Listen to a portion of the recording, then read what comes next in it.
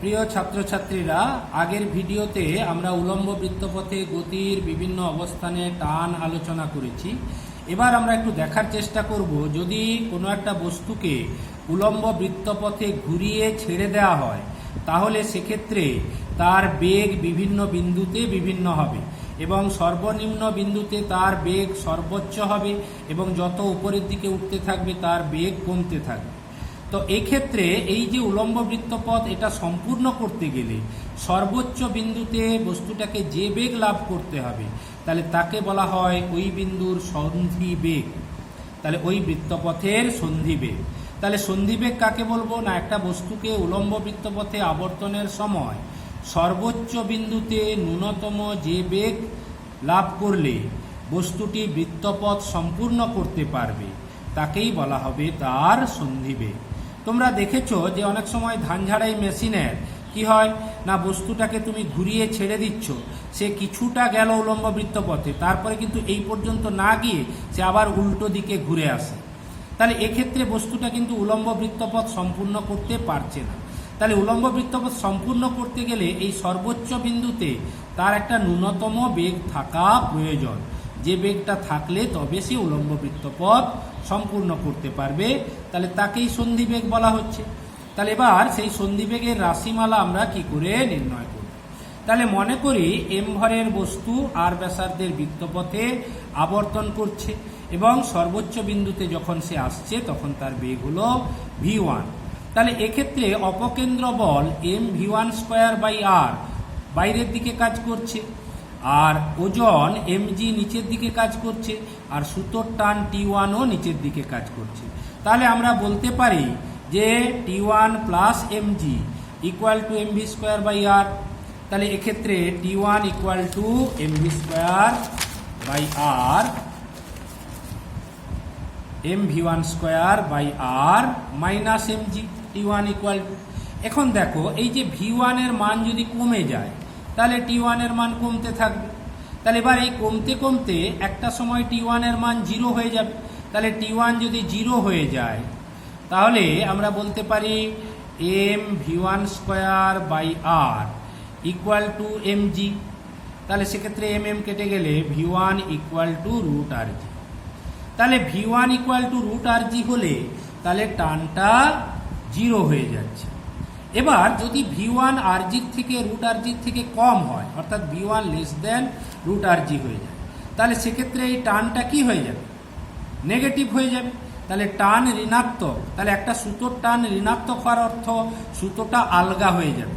ফলে তখন বস্তুটি আর উলম্ব বৃত্তপথে ঘুরতে না পেরে আবার যেদিক থেকে যাচ্ছিল সেই দিকে ফিরে আসবে।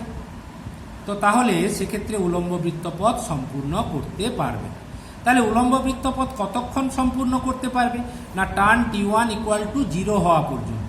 তাহলে যখন টান T1 0 হবে তখন সর্বোচ্চ বিন্দুতে যে বেগটা হবে সেইটাই হচ্ছে ন্যূনতম বেগ, যে বেগটা পেলে সে উলম্ব বৃত্তপথ সম্পূর্ণ করতে পারবে। তাহলে সেক্ষেত্রে তাকেই আমরা যদি ভিসি বলি, তাহলে VC equal to v1 minimum equal to √rg হবে। তাহলে এটাই হলো সন্ধি বেগের রাশিমালা। আচ্ছা, এবার আমরা আসবো যে মনে করো একটা বস্তুকে একটা বেগ দিয়ে ছেড়ে দেওয়া হয়েছে, তাহলে যখন সে সর্বোচ্চ বিন্দুতে সন্ধি বেগ লাভ করছে তাহলে তখন সর্বনিম্ন বিন্দুতে সে কত বেগ পেয়ে উপরের দিকে উঠছে। তাহলে সর্বনিম্ন বিন্দুতে তখন তার বেগটা কত ছিল আমাদের জানতে হবে, আর ওই সময় সর্বনিম্ন বিন্দুতে সুতোর টানটা কত। তাহলে আমাদের মনে করি এম ভরের একটা বস্তু আর ব্যাসার্ধের বৃত্তপথে ঘুরছে, তাহলে এবার তাকে ছেড়ে দেওয়া হয়েছে, বাইরে থেকে আর কোনো বল প্রযুক্ত করা হচ্ছে না। তাহলে আমরা মনে করি সর্বনিম্ন বিন্দুতে যদি তার বেগ v2 হয় তাহলে সেই বেগটা কমতে কমতে যখন সর্বোচ্চ বিন্দুতে আসবে তখন তার বেগ v1 equal to vc equal to √rg হবে।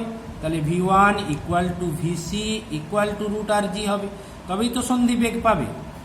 তাহলে সেক্ষেত্রে আমরা যদি মনে করি যে এই বস্তুটার উপর বাহ্যিক কোনো বল নেই, কেবল অভিকর্ষ বল ক্রিয়া করছে, তাহলে এক্ষেত্রে যান্ত্রিক শক্তির সংরক্ষণ সূত্র প্রযোজ্য হবে। এবার আমরা মনে করলাম সর্বোচ্চ বিন্দুতে তার স্থিতিশক্তি হচ্ছে EP1, আর সর্বনিম্ন বিন্দুতে স্থিতিশক্তি হচ্ছে EP2।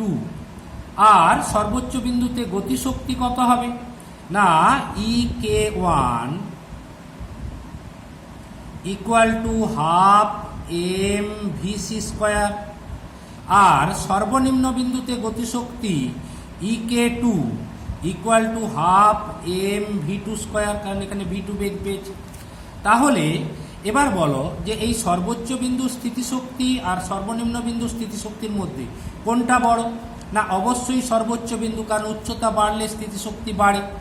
আচ্ছা, সেক্ষেত্রে স্থিতিশক্তির পার্থক্য EP1 মাইনাস EP2 সমান mg ইন্টু উচ্চতার পার্থক্য। তাহলে এক্ষেত্রে যেহেতু আর ব্যাসার্ধের বৃত্তপথে ঘুরছে, তাহলে এইখান থেকে এইটা আর, আবার এখান থেকে এইটা আর, তাহলে উচ্চতার পার্থক্য h ইকুয়াল টু কত দাঁড়ালো না r প্লাস r সমান 2r। তাহলে উচ্চতার পার্থক্য 2r হয়, স্থিতিশক্তির পার্থক্য EP1 minus EP2 equal to mg into 2r। তাহলে এবার যদি আমরা যান্ত্রিক শক্তির সংরক্ষণ সূত্র প্রয়োগ করি, তাহলে সর্বোচ্চ বিন্দুতে হচ্ছে EP1 প্লাস EK1 আর সর্বনিম্ন বিন্দুতে যান্ত্রিক শক্তি হচ্ছে EP2 প্লাস EK2। তাহলে এই দুটো সমান হয়ে যাবে। তাহলে সেক্ষেত্রে EK2 equal two EP1 minus EP2 plus EK1। এবার যদি আমরা মানগুলো বসাই, EK2 মানে হাফ mv2 স্কয়ার। আচ্ছা, EP1 মাইনাস EP2 সমান mg ইন্টু 2r আর EK2 সমান half m into v c square. আর ভিসি স্কোয়ার মানে হচ্ছে রুট আর জি স্কোয়ার। তাহলে রুট আর জি স্কোয়ার করলে আর জি হয়ে গেল, তাই half m into r g. এবার যদি হাফ এম দিয়ে ভাগ করে দিই উভয় পক্ষ, তাহলে দেখো এইখানে হাফ এম কেটে গেল, এইখানে এম কাটবে আর 2 একটা গুণ হবে, আর এখানে হাফ এম কেটে যাবে। তাহলে 2 আর গুণ হলে এটা 4 আর জি, আর এটা হয়ে গেল আর জি। তাহলে V2 স্কোয়ার ইকুয়াল টু 5 আর জি বা V2 মিনিমাম ইকুয়াল টু √5 আর জি। তাহলে সর্বনিম্ন বিন্দুতে ন্যূনতম এই বেগটা পেলে একটা বস্তু উলম্ব বৃত্তপথ সম্পূর্ণ করতে পারবে, অন্যথায় সে উলম্ব বৃত্তপথ সম্পূর্ণ করতে পারবে না।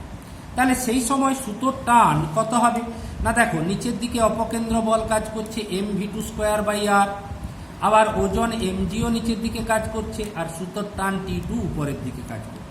তাহলে আমরা বলতে পারি T2 equal to mg plus mv2 square by আর।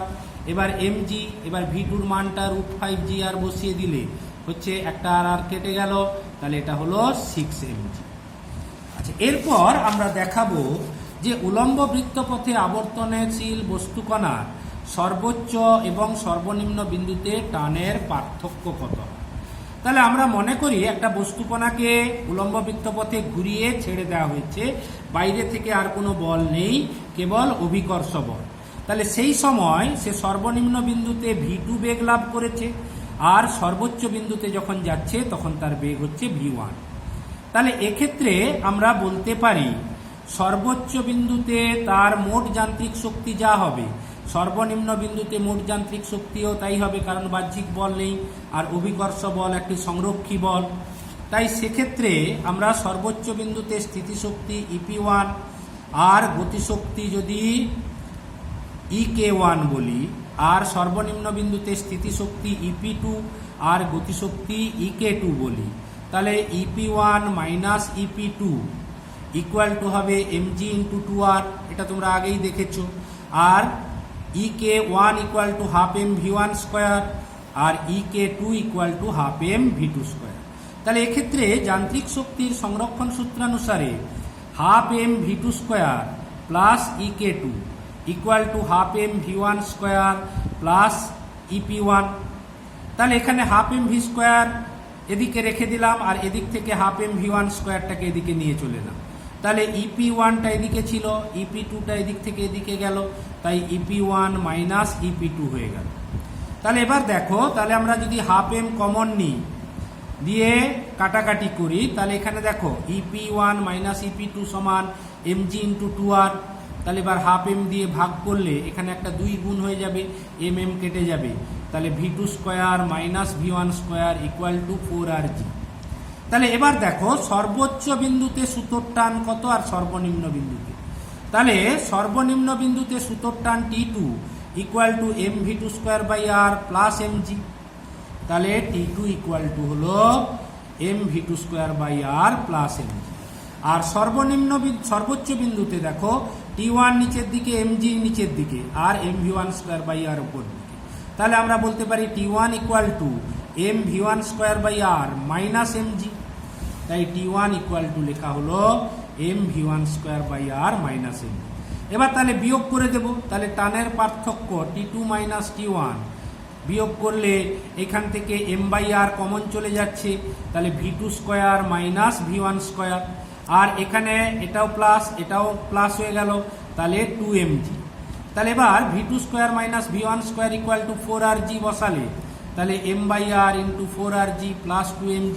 তাহলে আর কেটে গেল, তাহলে 4mg প্লাস 2mg সমান 6mg।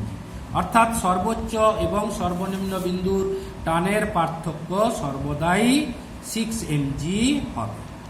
তাহলে এইগুলো তোমরা ভালো করে অনুশীলন করবে।